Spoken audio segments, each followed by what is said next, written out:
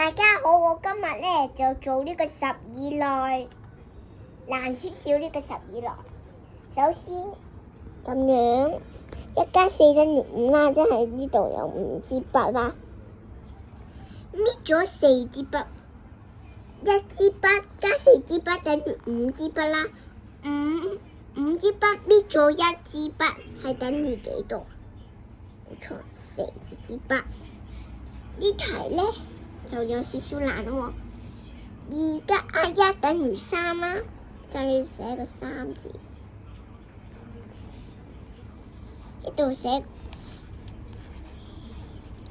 度咧搣咗1個波，即係等於2個波。呢題咧就有少少難啦，加埋咧等於4。2+2等於4嘛？跟住咧，佢又搣咗兩個喎。4+2等於2，咁呢度又係寫個2字咯。完成啦，今日嘅功課。拜拜。拜拜。